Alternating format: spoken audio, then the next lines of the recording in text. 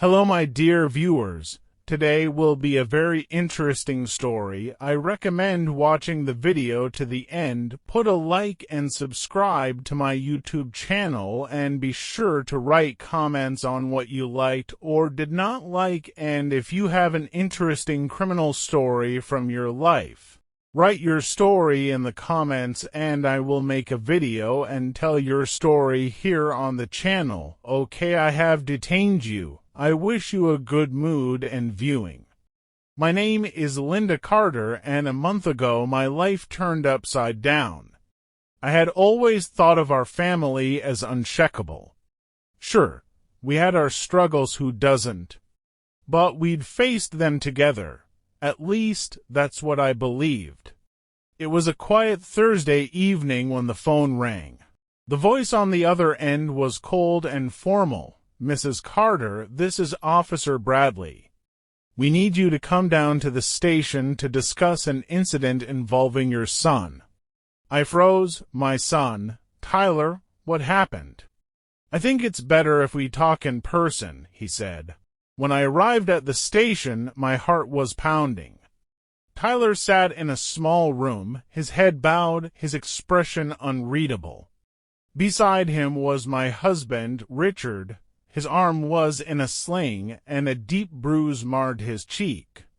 "What is going on?" I demanded, my voice trembling. Richard looked at me with a mixture of anger and defiance. "Your son attacked me, Linda. He needs to learn that there are consequences for his actions." Tyler looked up, his jaw clenched. "I didn't do it for no reason," he said quietly. After the officer stepped out, I sat down beside Tyler, my heart breaking as I saw the pain in his eyes. "Tyler, what happened? Why would you do this?" He hesitated before answering, his voice low. "Mom, he was cheating on you. I caught him with someone else." I stared at him, stunned.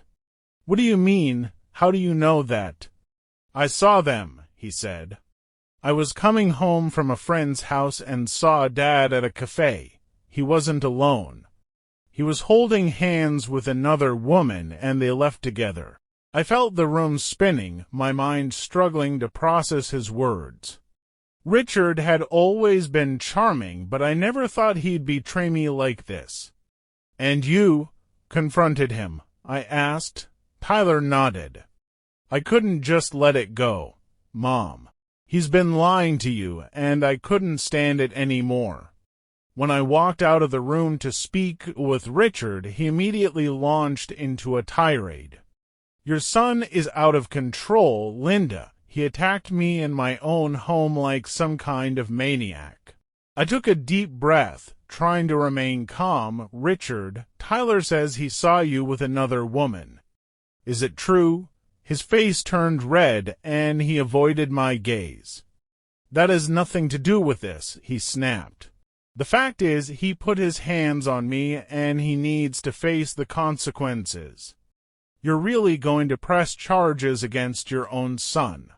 I asked, my voice shaking. "I don't have a choice," he said. "He crossed a line, Linda. You know that night, after Tyler was released on bail, I knew we needed help. I called my friend, Maria, who was a paralegal and knew the ins and outs of the legal system." "Linda, this is a tricky situation," Maria said. "Assault charges can be serious, even in family cases. But if you can prove there were mitigating circumstances, like provocation, it could work in Tyler's favor." "Provocation?" I asked. "If Tyler acted in a moment of heightened emotion, especially if he believed he was defending you in some way, the court might consider it," she explained. Her words gave me a glimmer of hope. "What do we need to do?" "You'll need to gather evidence," Maria said. "Anything that supports Tyler's claim about Richard's infidelity and why he acted the way he did."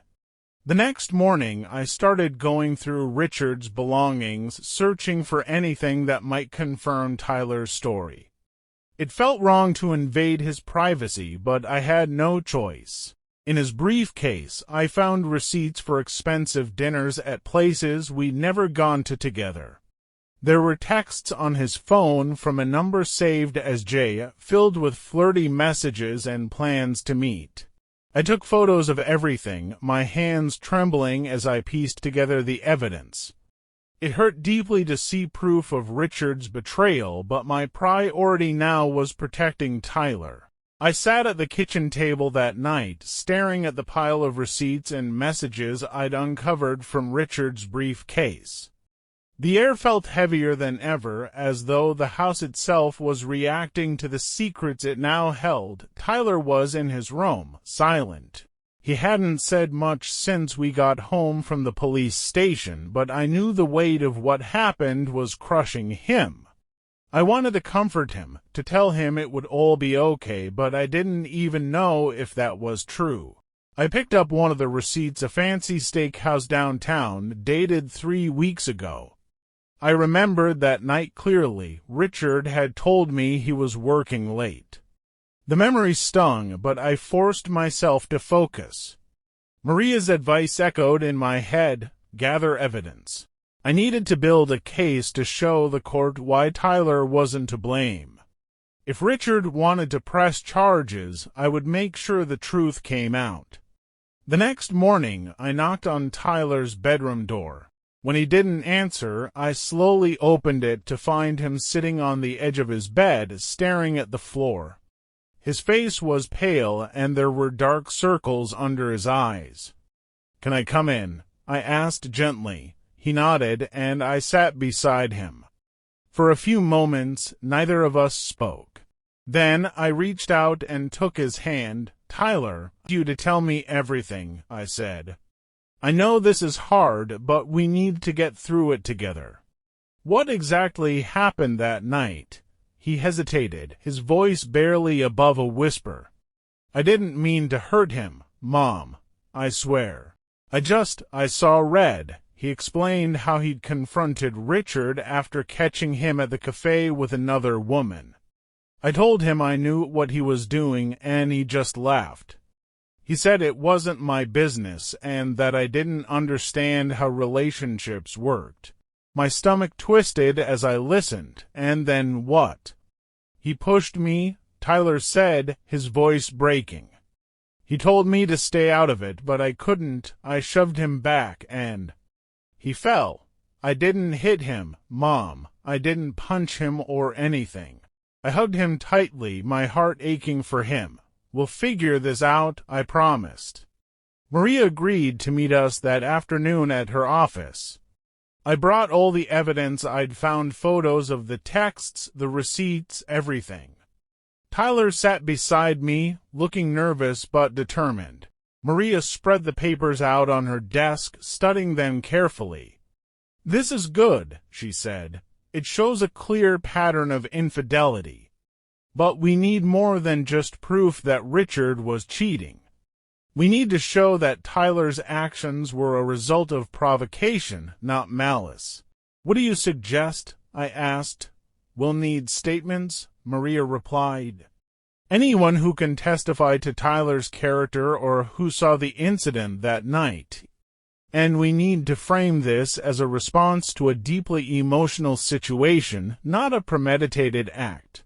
Tyler looked at me, his eyes wide. "You mean I'll have to go to court?" Maria nodded. "If Richard doesn't drop the charges, yes. But if we present this evidence effectively, we can argue for leniency. The court will see you as a young man who acted impulsively, not as a criminal." That evening, I called Richard. I didn't want to speak to him, but I needed to try one last time to resolve this without dragging Tyler through the legal system. He answered on the second ring, his tone cold. "What do you want, Linda?" "I want to talk about Tyler," I said. "Richard, this doesn't have to go to court. He's your son. We can handle this as a family." Richard scoffed. "Handle it, Linda," he attacked me. "He needs to learn that actions have consequences." "You're the one who's been lying to us," I snapped, my anger bubbling over. You're the one who's been cheating and sneaking around." Tyler reacted because he saw you for what you are, a liar. There was a long pause on the other end. When Richard finally spoke, his voice was calm but cutting. "This isn't about me, Linda. It's about Tyler, and I'm not dropping the charges." I hung up, my hands shaking. The next day, I got an unexpected call from one of Tyler's friends, Jason. "Mrs. Carter, I heard what happened," he said. "I just wanted you to know I was there that night." I saw everything. My heart skipped a beat. "Jason, you saw the argument between Tyler and Richard." "Yes," he said. "I was waiting for Tyler outside, and I saw him and Mr. Carter arguing through the window. Mr. Carter was yelling at Tyler, and he pushed him first. Tyler didn't hit him, he just shoved him back." "Would you be willing to tell the court that?" I asked. There was a pause, and then Jason said, "If it helps Tyler." "Yes." "I'll do it." I hung up, feeling a renewed sense of hope. With Jason's testimony and the evidence Maria had compiled, we had a fighting chance. Jason's willingness to testify was a breakthrough, but Maria stressed that we needed more to solidify Tyler's defense. Over the next few days, she worked tirelessly, piecing together a narrative that would paint a clear picture of what happened that night. "We need to show the court that Tyler acted impulsively in a moment of emotional distress," Maria explained during one of our meetings. "It's not about excusing his actions, it's about providing context."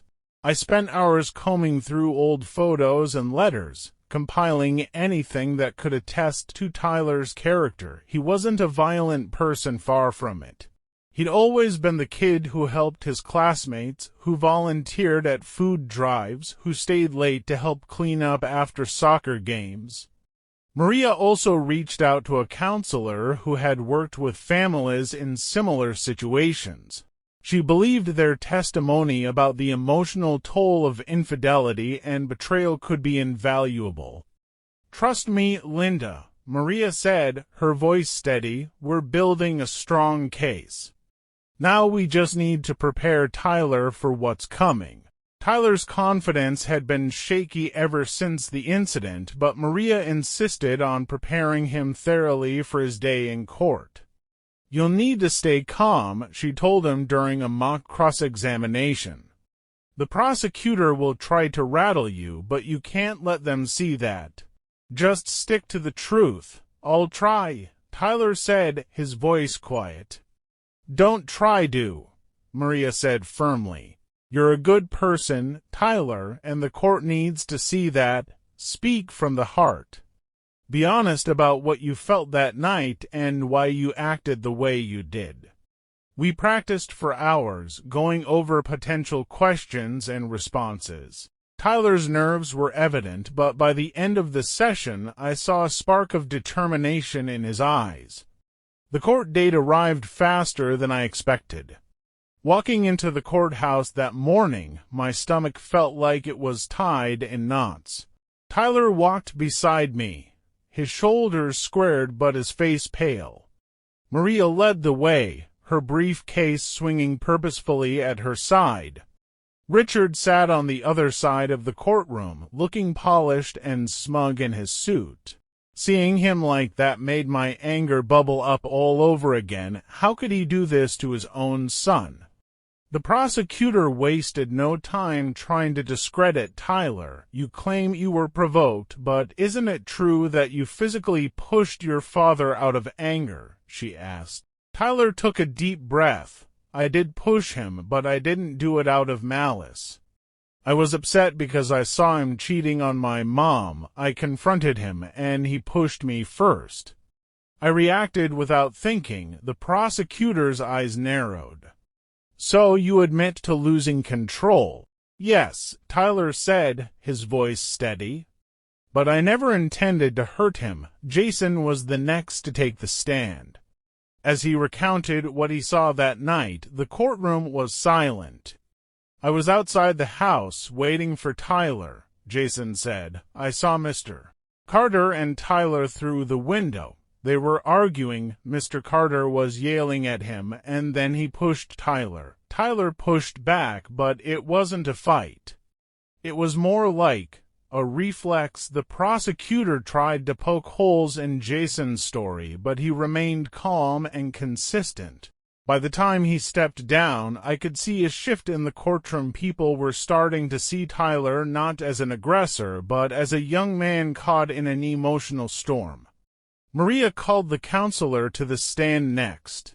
They spoke about the psychological impact of infidelity on families, especially when children feel compelled to defend a parent. Infidelity can create deep emotional wounds, the counselor explained. When a child witnesses betrayal, it can trigger feelings of anger, confusion, and even protectiveness. In cases like this, actions that might seem aggressive are often impulsive responses to intense emotional stress. Their testimony was powerful, and I could see some members of the jury nodding along. Maria had done an incredible job framing Tyler's actions in the broader context of what our family had endured. As the counselor stepped down, Maria turned to Tyler. "This is your chance," she said softly. "The jury needs to hear your side, from your heart. Be honest, and don't let their questions shake you." Tyler nodded, his hands gripping the edge of the table as he stood. He adjusted his tie, a tie he rarely wore. One I'd helped him pick out that morning. He walked to the stand slowly, his shoulders stiff but his chin raised. The courtroom was silent as Tyler was sworn in. Maria approached him first, her voice calm and encouraging. Tyler, she began, "can you explain to the court how you were feeling that night?" He hesitated for a moment, his eyes darting briefly to me before he spoke. "I was angry," he admitted, "angry, confused, and hurt. I saw my dad with another woman that night, and it broke me. I couldn't believe he'd do something like that to my mom." Maria nodded, her tone steady. "When you confronted your father, how did he respond?" Tyler swallowed hard. He laughed at me, told me I didn't understand how relationships worked. When I pushed him on it, when I asked how he could betray her, he shoved me. It wasn't hard, but it felt like he was telling me to back off, like none of it mattered. And I just reacted. Maria's gaze softened. "Did you mean to hurt him?" "No," Tyler said firmly. "I wasn't thinking clearly. I just wanted him to understand how much he'd hurt us, but I never wanted him to get hurt physically." The prosecutor's heels clicked sharply against the tile floor as she approached Tyler. Her expression was sharp, her eyes narrowing as she prepared to dissect his testimony. "Mr. Carter," she began, "you claim you acted out of emotional distress. But isn't it true that you followed your father into the house, escalating the argument?" Tyler shifted slightly in his seat. "I didn't follow him to escalate anything. I wanted to talk to him, to understand why he did what he did." The prosecutor raised an eyebrow. "And yet you admit to pushing him. Isn't it true that you acted out of anger?" "I was angry," Tyler admitted, his voice steady, "but I didn't plan to hurt him. It wasn't about anger, it was about everything building up inside me. I didn't know how to handle it." "Didn't know how to handle it," the prosecutor repeated, her tone skeptical. "So you resorted to violence." "It wasn't violence," Tyler said, his voice rising slightly. "It was a split-second reaction. I didn't stop to think, it just happened." His words hung in the air, and for a moment, even the prosecutor seemed to pause. Tyler's honesty was raw, and it was clear he wasn't trying to dodge responsibility. The next day, Maria told me I'd have the opportunity to make a statement as part of Tyler's defense.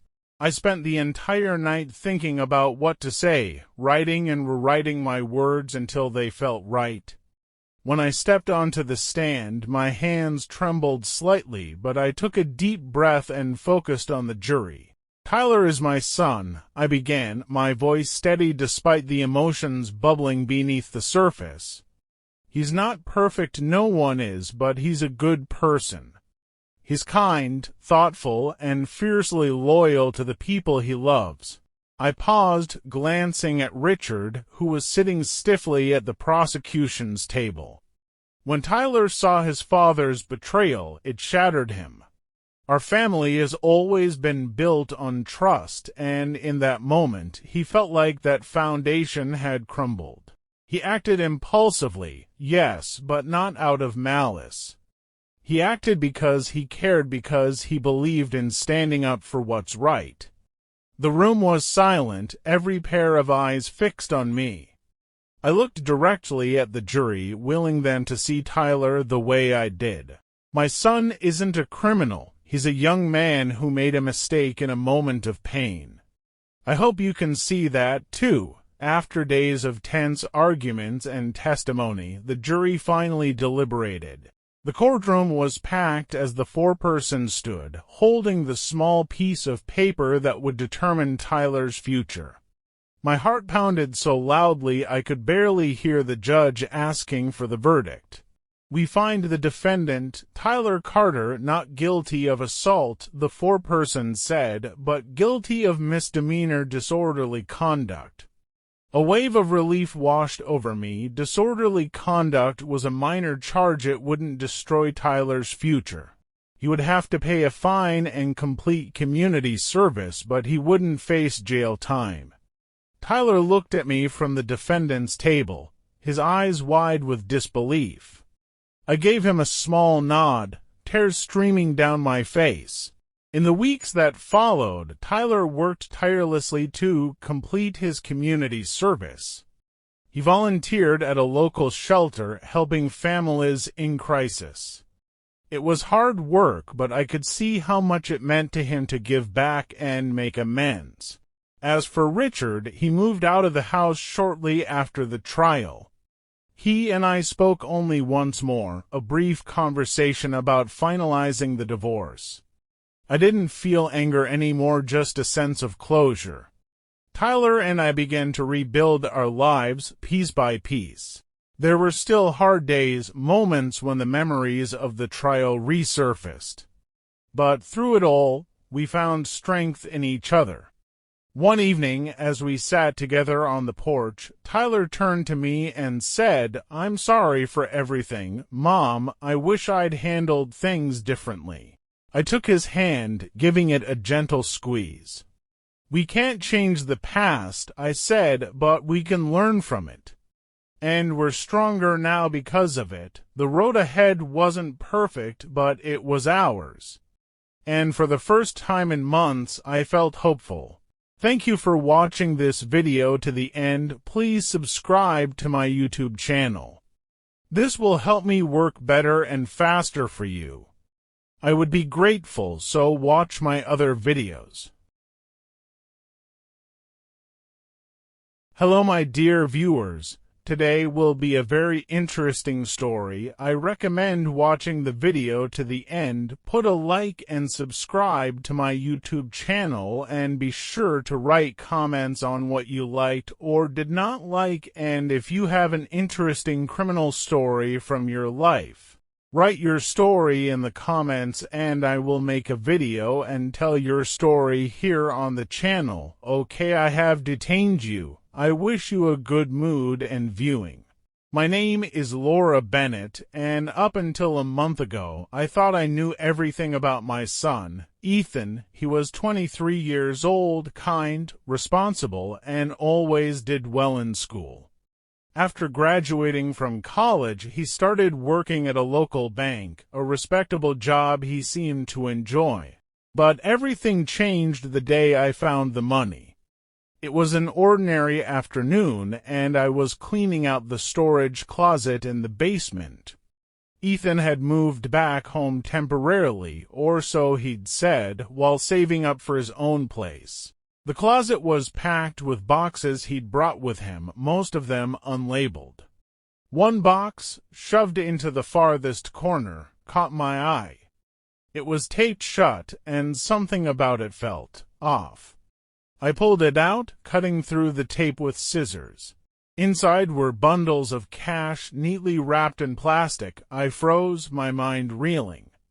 I started counting, but after the first bundle, I realized there was far too much to count by hand. It had to be at least $1 million. My first thought was that Ethan had been saving it. Maybe he'd inherited it or won it somehow.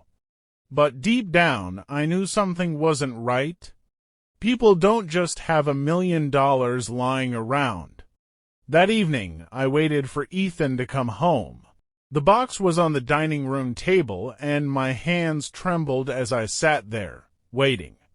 When he walked through the door, he stopped short, his eyes darting from me to the box. "Where did you find that?" he asked, his voice sharp. "In the basement," I said, trying to keep my voice steady. "Ethan, what is this? Where did it come from?"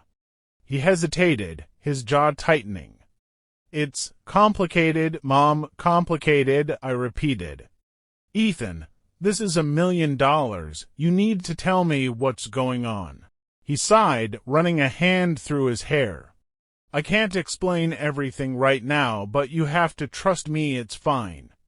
"It's not fine," I snapped. "You're hiding something. Tell me the truth, Ethan. Please." He looked away, his shoulders slumping. "It's better if you don't know," he muttered. The next day, I was drinking my morning coffee when a news report flashed across the TV. The headline made my blood run cold. "Local bank robbery, $1 million stolen in daring heist." The reporter went on to describe how the thieves had bypassed security systems, leaving no physical evidence behind. The authorities were baffled, and the investigation was ongoing. I stared at the screen, my heart racing. The timeline matched perfectly. Ethan had brought those boxes home around the same time the robbery happened. Could it be possible? Had my son stolen that money? I couldn't ignore the possibility, no matter how much I wanted to believe Ethan was innocent. While he was at work, I went back to the basement and searched through his other boxes. Most of them contained ordinary items, clothes, books, and old school supplies. But tucked inside a backpack, I found something chilling, a mask and a pair of gloves. My hands shook as I pulled them out. The mask was plain and black, the kind used to conceal someone's identity. The gloves were thick, designed to avoid leaving fingerprints. There was no denying it now. Ethan had been involved in the robbery. When Ethan came home that evening, I didn't wait for him to settle in. I marched up to him, holding the mask and gloves. "Explain this," I demanded, my voice trembling. Ethan's face went pale. "Mom, I can explain." "You better start explaining now." I cut him off. "I saw the news. I know about the robbery." "Ethan, what have you done?" He sighed heavily, sinking onto the couch. "It wasn't supposed to go this far," he said quietly. "It was just a plan to get back at the bank. They've been underpaying employees for years, and—" It spiraled out of control. My heart broke as I listened to him. "Ethan, you've stolen $1 million. Do you realize what that means? This isn't just about getting back at a company. This is a crime." "I know," he whispered, his voice full of regret, but I didn't know what else to do. After Ethan's confession, I spent the night pacing the living room, unable to sleep. My mind raced with questions and fears. How could my son, the boy I raised to be kind and honest, have done something like this? But more pressing was the decision I now faced. Should I turn him in? I couldn't bear the thought of Ethan in jail, but the stolen money sitting in my basement felt like a ticking time bomb. The police would come looking eventually, and if they found the money here, I'd be implicated too. By morning, I still hadn't made a decision. Ethan had left for work as if everything was normal, but I knew I couldn't keep pretending. That afternoon, there was a knock at the door. My heart sank as I opened it to find two detectives standing on the porch. "Good afternoon, Mum," one of them said, flashing his badge. "I'm Detective Parker, and this is Detective Mills. We're investigating the recent robbery at First National Bank. Do you mind if we ask you a few questions?" I forced a smile, trying to steady my voice. "Of course, please come in." The detectives asked if I'd noticed anything unusual recently, strangers in the neighborhood, suspicious activity. I played dumb, shaking my head and insisting I hadn't seen anything out of the ordinary. But I could tell they were studying me, watching for any sign of nervousness. "Thank you for your time," Detective Parker said as they left. "If you think of anything, give us a call." I closed the door, my hands trembling. They didn't suspect me yet. But how long would that last? After the detectives left, I knew I had to move the money. If they came back with a warrant, they'd find it, and Ethan and I would both be in trouble. I packed the cash into an old duffel bag and drove to a storage facility on the edge of town. The facility was nearly empty, and the attendant barely glanced at me as I rented a unit. Once the money was safely locked away, I felt a small sense of relief. But it was temporary. The problem wasn't solved, it was just delayed. That evening, I confronted Ethan again. "I moved the money," I said bluntly. "The police came by today." "They're asking questions." Ethan's face fell. "I didn't want to drag you into this, Mom. I thought I could handle it on my own." "Handle it?" I snapped. "You've stolen $1 million, Ethan. How do you think this ends?" He ran a hand through his hair, sighing. "I wasn't going to keep it. I just wanted to scare them, make them pay for how they've treated their employees. But once I had it, I didn't know what to do." "You need to turn yourself in," I said firmly. Ethan looked at me like I'd suggested the unthinkable. "No, I can't. I'll go to prison. Mom, I'll lose everything." "And what happens if you don't?" I countered. "Do you think you can outrun this forever?" The next morning, I made a decision. If Ethan wasn't going to turn himself in, I'd have to do it for him, but I needed to do it in a way that minimized the damage. I contacted a lawyer, explaining the situation in vague terms. The lawyer, a sharp, no-nonsense woman named Diane, agreed to meet with us that afternoon. When Ethan realized where we were going, he panicked. "You can't do this," he shouted. "You're betraying me." "I'm saving you," I said firmly. "If we do this right, we might be able to negotiate a deal. But if the police find you first, it's over." Diane sat across from us in her sleek, minimalistic office, her sharp eyes darting between Ethan and me. She'd listened carefully as I laid out the situation, her expression remaining unreadable. "This is serious," she said finally, leaning forward. "$1 million theft isn't something the authorities will overlook. If you turn yourself in now, there's a chance we can negotiate a deal cooperation in exchange for leniency. But the longer you wait, the worse this will get." Ethan fidgeted in his seat, his head lowered. "And if I don't turn myself in?" he asked hesitantly. Diane's tone grew stern. "If they catch you, they'll throw the book at you. You'll face the full weight of the law, no plea deals, no mercy." "Is that what you want?" Ethan didn't respond, and I could see the fear in his eyes. "Think about your future, Ethan," I said softly. "This is your chance to make things right. Don't throw it away." Ethan finally nodded, though his reluctance was clear. "Fine," he muttered. "I'll do it." Diane nodded approvingly. "Good. Here's what we'll do. I'll contact the authorities and arrange for a formal surrender. You'll cooperate fully, return the money, and provide any details they need about how this happened. It's the best way to show remorse and take responsibility." Ethan swallowed hard, his hands clenched into fists. "How long will I go to prison?" Diane sighed. "That depends on the prosecutor and the judge.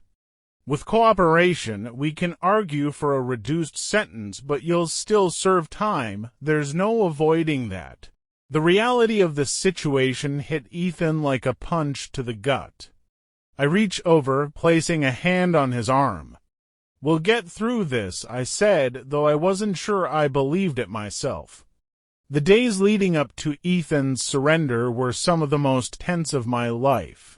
Diane worked tirelessly to prepare him, coaching him on what to say and how to present himself during the initial meeting with the authorities.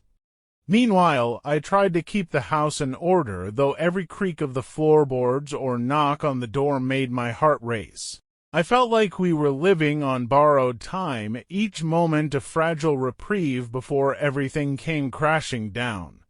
Ethan spent most of his time in his room, avoiding me.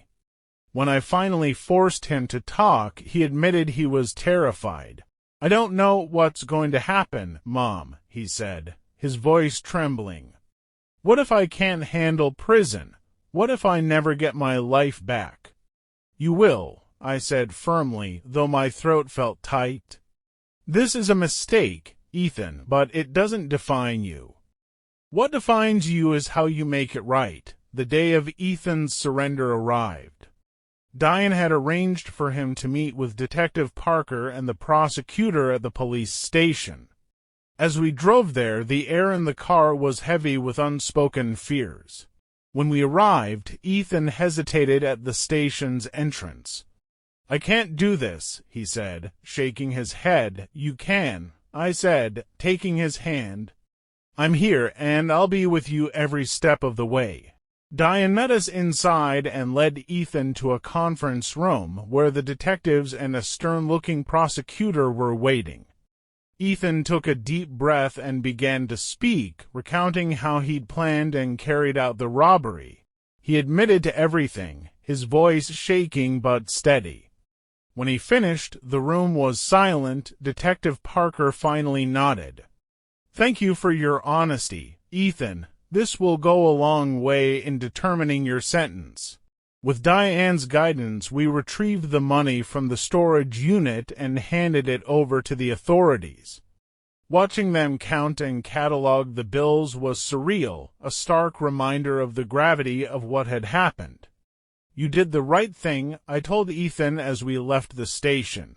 "I'm proud of you for facing this," but Ethan didn't respond. He looked lost, as though a part of him had already given up. The courthouse was an imposing building, its gray stone facade stark against the bright morning sky. As Ethan and I walked through the doors, my stomach churned with anxiety. The long marble halls echoed with every step, a reminder of how far this journey had taken us. Inside the courtroom, the air was heavy with tension.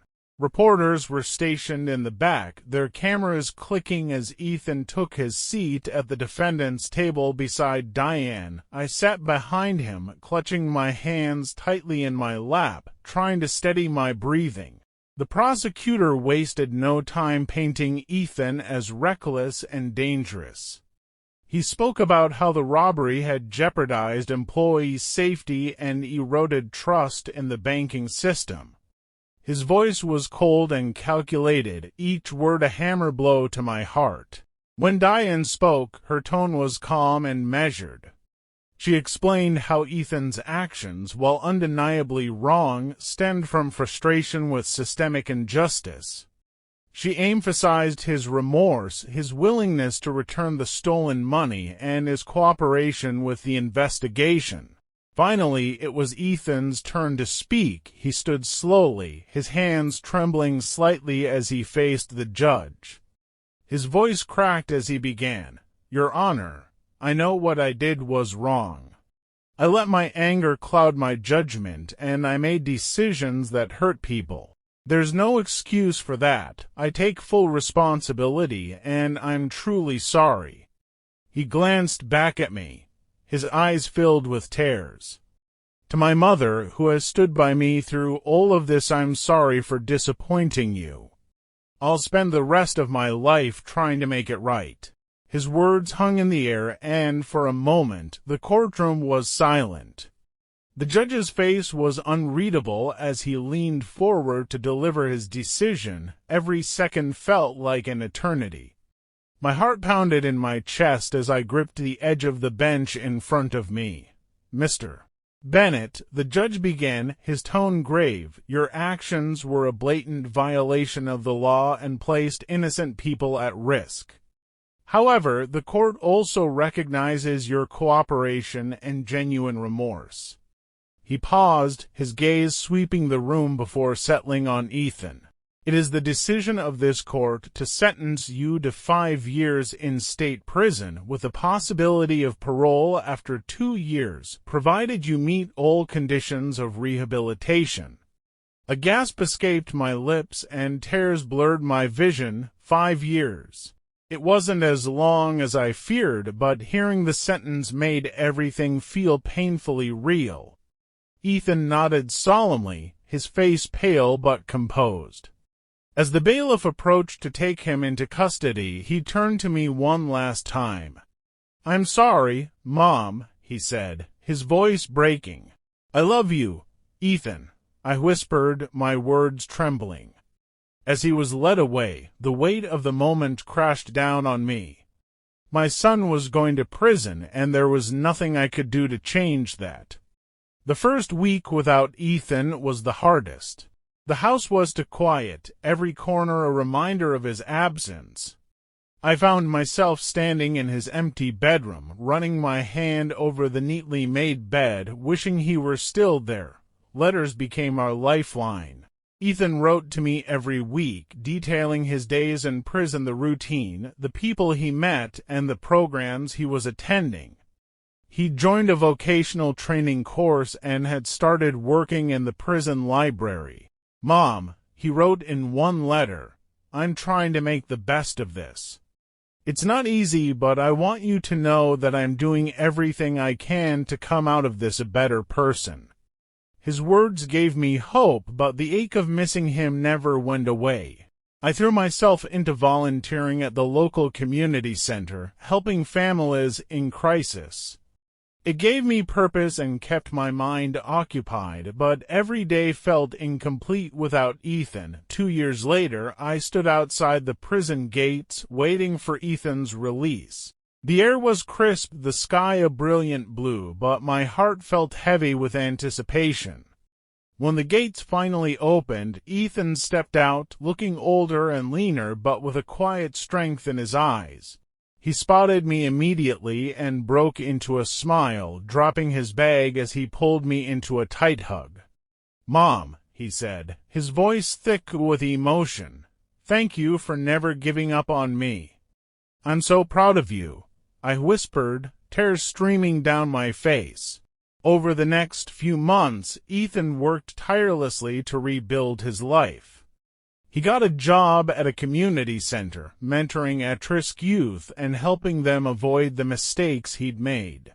His story became a source of inspiration, a reminder that redemption was possible even after the darkest of times. Ethan's parole officer, impressed with his progress, gave him glowing reviews, and his efforts didn't go unnoticed by the community. Slowly but surely, he began to rebuild the trust he had lost. One evening, as we sat on the porch watching the sunset, Ethan turned to me. "Do you ever think about what could have happened if I hadn't gotten caught?" he asked. I nodded. "I do. And I think about how much worse it could have been if you hadn't faced the truth." He was quiet for a moment, then said, "I don't regret turning myself in. It was hard, but it was the right thing to do, and now I finally feel free." Hearing those words filled me with a sense of peace I hadn't felt in years. The road to this point had been long and painful, but we had come through it stronger and closer than ever. Ethan's journey wasn't just about redemption, it was about resilience, growth, and the power of unconditional love. And as we sat there, the future stretched out before us, full of hope and second chances. Thank you for watching this video to the end. Please subscribe to my YouTube channel. This will help me work better and faster for you. I would be grateful, so watch my other videos.